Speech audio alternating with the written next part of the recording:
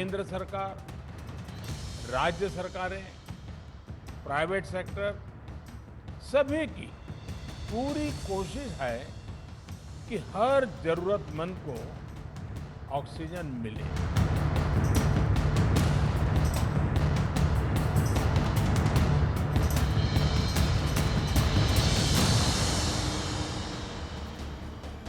Hello everyone, good evening. You're watching News Epicentre with me, Marya, Shakil. On a daily basis, we are registering over 3 lakh COVID cases every day, which means that the new variant is spreading faster than we think.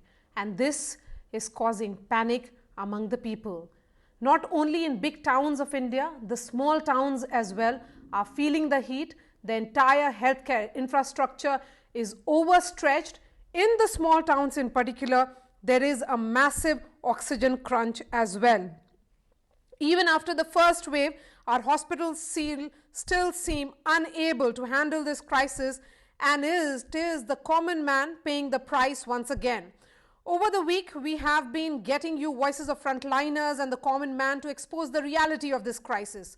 But one dire issue that persists is the shortage of oxygen, which smacks of poor management, because India is one of the biggest producers of oxygen in the globe. 7,500 metric tons is produced daily, while 50,000 metric tons is imported and 6,600 metric tons is granted to the states. Industrial use of oxygen has been curbed, and even surplus oxygen from steel plants is diverted for medical use. So why is the Aam Aadmi facing a crisis while seeking treatment? Why are the courts intervening to demand action from governments, even warning of criminal action? Why can't states and the center put aside politics and come together to fix the problems with the supply chains? Because every hour we are losing more and more people due to this dire situation. Let's get the guests to decode the situation of oxygen and understand the solution that is needed at this hour. We have top doctors of the country joining me now. Dr. D.S. Rana is the chairman of Gangaram Hospital. Dr. Ashok Seth, always a pleasure to have you on my shows. Dr. Seth is the chairman of Fortis Scott's Heart Institute.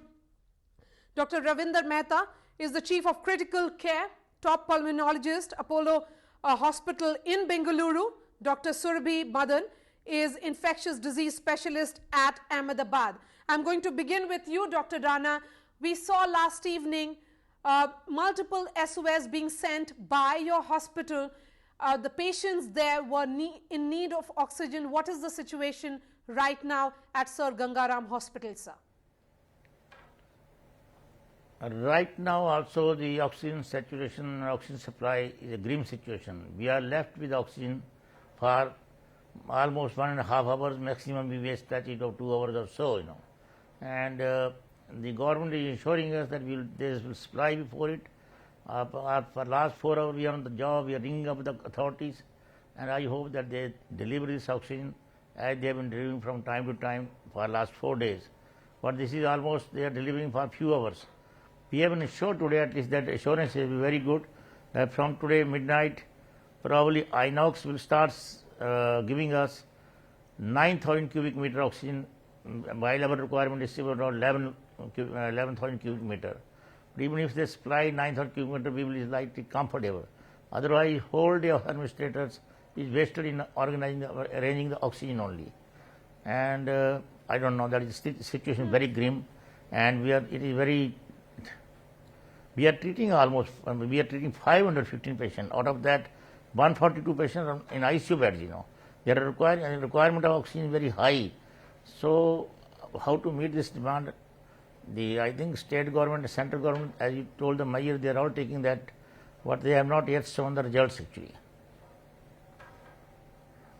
Dr. Rana, when you say that you have just 1.5 hours of oxygen left in the hospital at the moment, and Inox promising you that from tonight all the teething issues will be ironed out, why can't they really ensure smooth supply of oxygen? Why is Inox waiting? What exactly is the issue there? We did talk to Inox people. We have issued the letter of Government of Delhi also to them, to ensure regular supply to us. They say that we are stuck manufacturing the gas, we are filling up the tank, and tank will start moving sometime in the evening and reach after 11 o'clock only, not before 11 o'clock. Our experience with Inox see that whatsoever the time they tell, it takes almost 2 or 3 hours more than that. So this is very same situation right now. So we want at least some 2 ton of oxygen, or say 1.5 cubic meter of oxygen to meet out the crisis till 12 o'clock, and that too with the hope that Inox is going to deliver oxygen. Right now our affiliated hospital, city hospital, is also totally not having any oxygen. Their supply is not going to last more than 1 hour. There also we have got 96 patients admitted, and I don't know what is going to happen to them. But we are in touch with the government officers, nodal officers. They are all ensuring that we are doing something, but nobody is giving definite answer, and that is what we are facing the problem. Yeah. And we are looking at Sir Ganga I Ram understand that Hospital, they are all one of the taking- prominent hospitals in the country. Yes. Yes, it's really worrying, Dr. Rana. Stay with us. Let's get a view also of other hospitals. Dr. Ashok Seth, how's the situation at Fortis Escorts? Are living hour to hour, but we have few hours of supply, and even yesterday we had a crunch of 4 hours, and then that got covered, and then we were comfortable till the evening. There are 2 aspects to all this. The Gangaram's a total COVID hospital. It's got large number of very serious patients, huge utilization of oxygen, and it's very worrying, by the way. It's a very big concern. Now, we were yesterday night very happy that the central coordination activity had started, because you can understand there's no one at fault. The huge consumption of oxygen was not even foreseen by us as clinicians, because Yes. oxygen has never run out. This is the first time in our whole careers that we actually see oxygen running out. Otherwise, oxygen was taken for granted. It's something which keeps patients alive. It's the basic necessity of every hospital, and we never had that problem. But the whole chain broke down the moment steep rose occurred, and everyone needed more oxygen. We suddenly realized it's not so easy to get oxygen, because firstly it's got to be manufactured, but then transportation of oxygen isn't easy. There are only few numbers of cryogenic tankers, which actually every hospital used to have 2 to 5 days of supply anyway as a bank. But then when that started going away, we suddenly realized that unfortunately reaction time was never rehearsed. It was late, and we all actually started yelling for oxygen. Panic broke down, and then while we can't go backwards, one of the things happens that the petty politics of the state unfortunately delayed it further. Luckily, coordination has come in. I know Dr. Yes. Rana's plight and our plights in this sort of a situation. I think things have to be streamlined further. Central coordination, oxygen belongs to no state. It should be transportable, and the states which can't manufacture oxygen need it also the most, because we got the sickest and the largest volume of patients. And therefore, please get on Absolutely. with it. Please It's the get right on with to the life. coordination is what It's I'm the saying. right to It is life, the Dr. right to Seth. life. And if Yes. you've actually set systems down, then please have systems to coordinate it, because it's true. Dr. Rana doesn't know at this time who to call. He's calling those people, but he doesn't know where and how it will come to him. It's a terrible state to be. It's a terrible state for us, more so when you actually have, say, 1.5 hours. 1.5 hours goes by like this. Dr. And when Rana, it doesn't come, yes, the pressures drop, I want to and everything understand. just goes haywire. Yes. So we hope that a Absolutely. better Dr. Rana, who situation are you arrives calling? tomorrow. When you say that you have 1.5 hours of oxygen left and you have been calling authorities, who exactly are you calling? I have contacted the nodal officers. I have contacted the nodal officers for oxygen. I have contacted Special Secretary Health. They are all giving us assurance that they are giving. But till now we have not got, I don't know when, they are not getting, when it will come. And I have contacted local MLA, our local MLA, Mr. Raghu Chadha. He also assured that we will get. And so far, even yesterday night, we are having sleepless nights. We are not able to sleep because we are worried about our patient. Yesterday night also, I've been crying for oxygen. Absolutely. And at 12:15, Raghu Chadha assured me that they will give you some 1 ton oxygen. So they are just giving like Charnamat, It's becoming very difficult to run such a facility. We are not in a position to say no to the patient. Yes, and at the same time, we are not able to.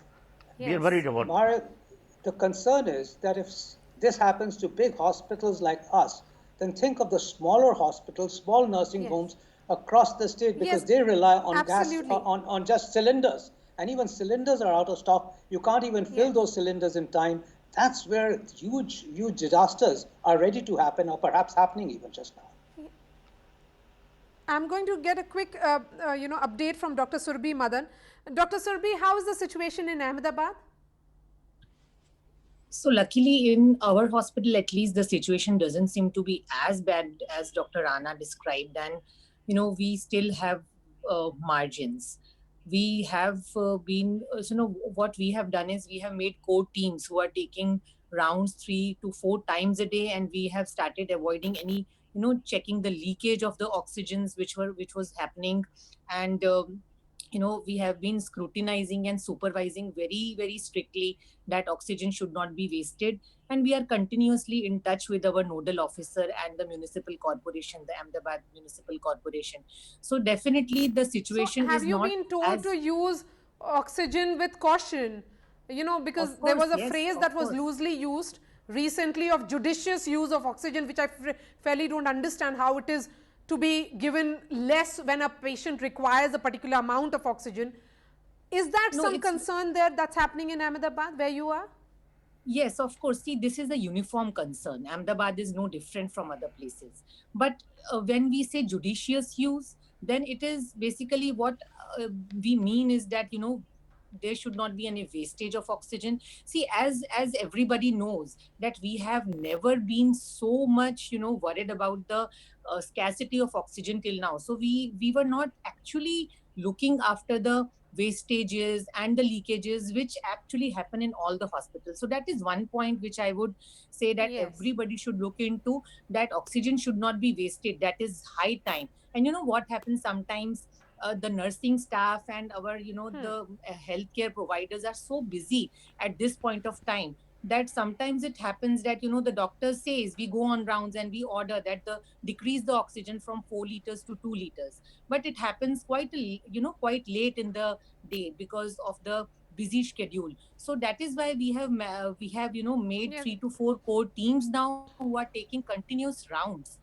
because we Okay. cannot let any oxygen to get wasted Okay. at this point of time. So leakages are being plugged. I understand, Dr. Surabhi. Good points you have made about plugging the leakages. What's happening in Bengaluru, Dr. Mehta? Bengaluru, we've been traditionally behind Delhi and Mumbai.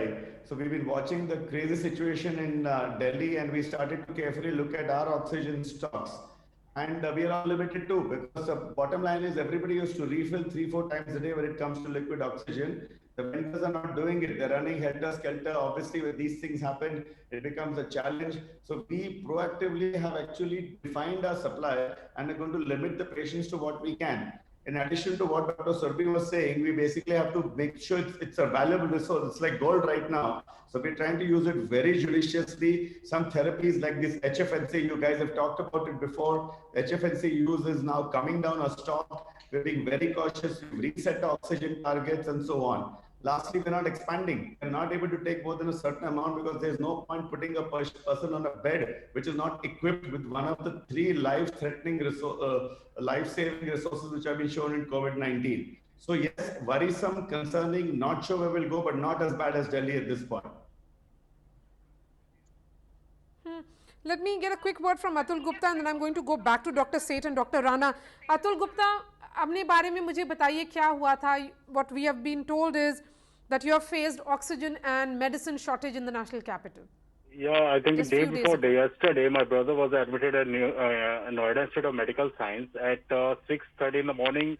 They called up and said we have very less oxygen left in our hospital. So as soon as possible, you just take out your patient and go any other hospital. It was really panic situation for us. So we are fortunate that my cousin brother was a doctor.